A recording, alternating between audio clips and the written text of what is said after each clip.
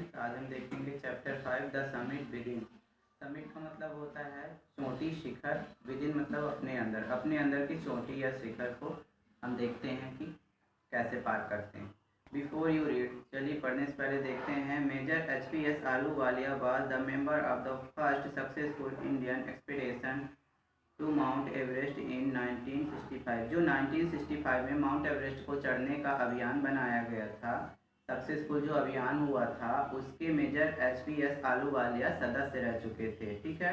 How did he feel when he stood on the highest point in the world. जब वह विश्व के सबसे ऊंचे स्थान पर खड़े थे तब उन्हें कैसा अनुभव हुआ होगा। Let's us hear his story in his word. चलिए उनकी कहानी उन्हीं के शब्दों में सुनते हैं। Climbing the summit and then the more difficult task the climbing the summit within. देखो, चोटी को चढ़ना जितना ही मुश्किल होता है, उससे भी ज़्यादा मुश्किल होता है कि अपने मन के अंदर जो चोटी होती है उसको चढ़ना, उसको पार करना। Of all the emotions which surged through me as I stood on the summit of Everest looking over miles of the panorama below us।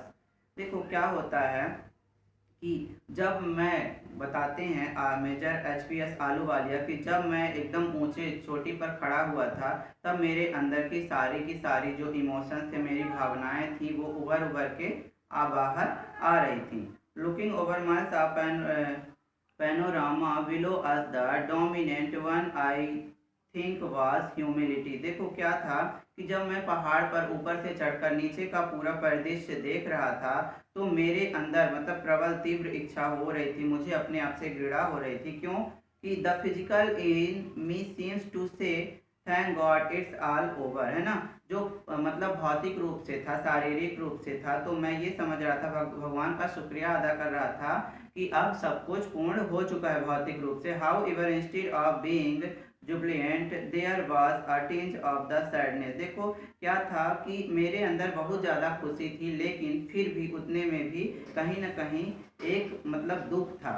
What is because I had already done the ultimate in climbing and there would be nothing higher to climb and all roads thereafter would lead down।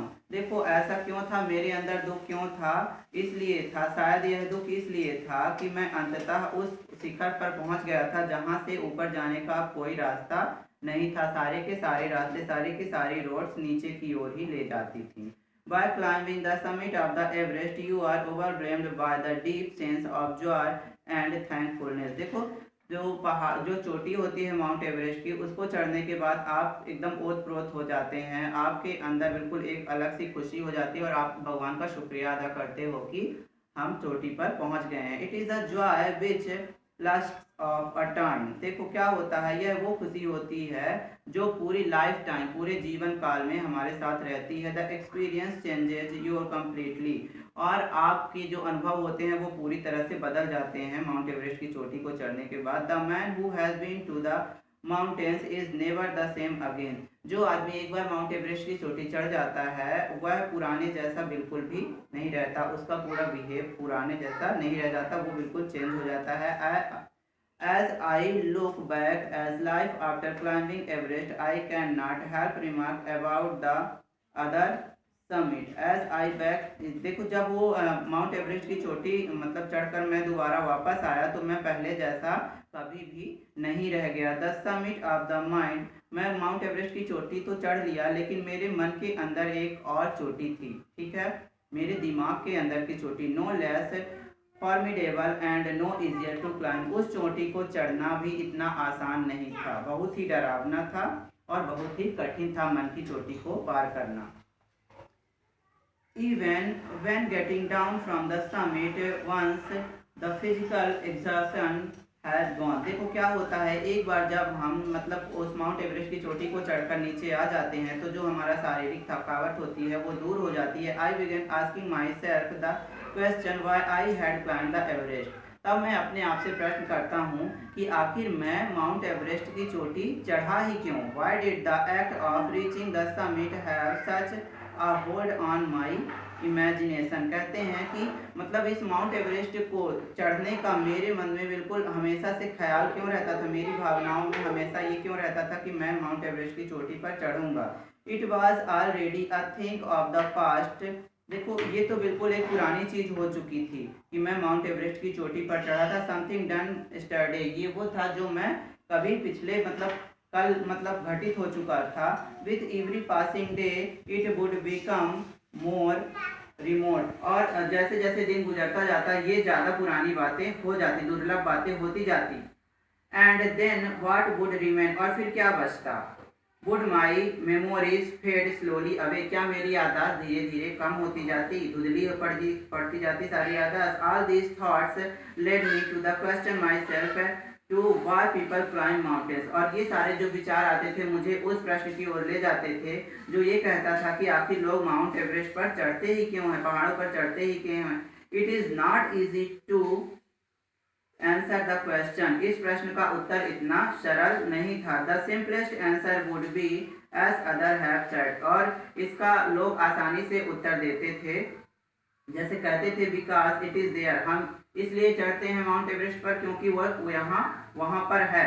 It present great difficulties, और कुछ लोग ये भी कहते थे कि उसको चढ़ने में बहुत ज़्यादा कठिनाइयों का सामना करना पड़ता है, इसीलिए हम उस चोटी पर चढ़ते हैं। Man takes delight in overcoming obstacle, और मनुष्यों को रुकावट जो अवरोध पैदा होते हैं उनको पार करने में बहुत ज़्यादा खुशी होती है। The obstacle in climbing a mountain are physical, क्योंकि उस पहाड़ को चढ़ने में जो रुकावट होती है वो शारीरिक रुकावट होती है, और शारीरिक रुकावट को पार करने में मनुष्यों को बहुत ही आनंद प्राप्त होता है।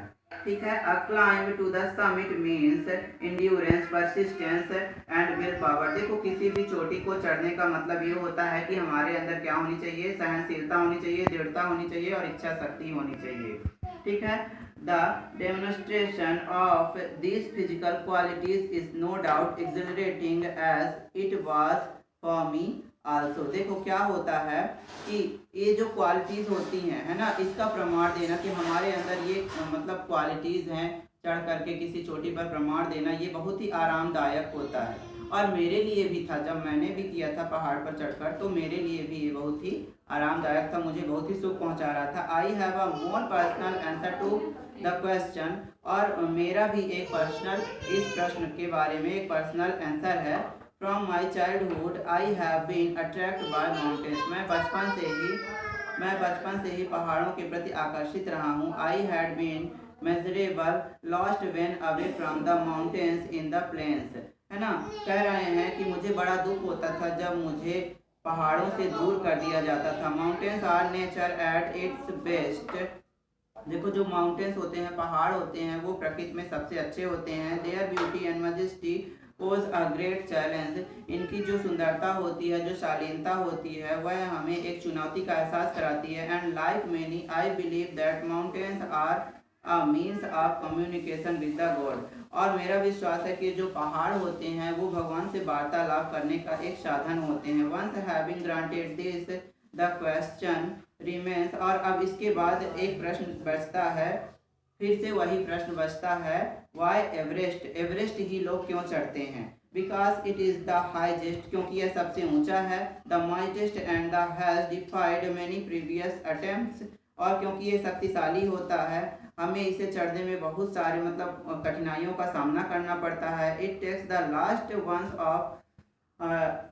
आउंस ऑफ वंस एनर्जी, और हमारे मतलब शरीर का एक एक कतरा इसे चढ़ने में व्यर्थ हो जाता है, मतलब नष्ट हो जाता है। जब तक लास्ट तक एक एक कतरा बचता है तब तक हम इसमें लगाते हैं इसे चढ़ने में। It is a brutal struggle with rocks and ice, हमें इसको चढ़ने में बहुत ज़्यादा संघर्ष करना, बहुत कड़ा संघर्ष करना पड़ता है चट्टानों के साथ और बर्फ के साथ। Once taken up it can be given up half way even when one's life is a stake. देखो एक बार हम यदि इस पर चढ़ना स्टार्ट कर देते हैं तो हम इससे उतर नहीं सकते, चाहे हमारी जान खतरे में ही क्यों ना आ जाए। The passage back is as difficult as the passage onwards, देखो जितना ही मुश्किल होता है आगे की ओर जाना, उतना ही मुश्किल होता है पीछे आना, इससे रिटर्न होना।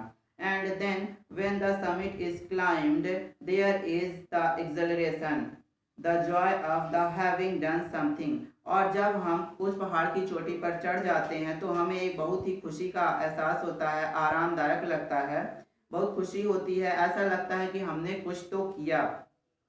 The scene of the battle fought and won, ऐसा लगता है कि जैसे हमने कोई, ऐसा सेंस होता है कि जैसे हमने कोई युद्ध जीत लिया हो। There is a feeling of victory and of happiness, और ऐसी खुशी होती है कि जैसे हमने कोई विजय प्राप्त की है और बहुत ज़्यादा विजय से खुशी होती है। थैंक्स स्टूडेंट, नेक्स्ट पार्ट अगले डेज हम सेंड करेंगे। थैंक्स।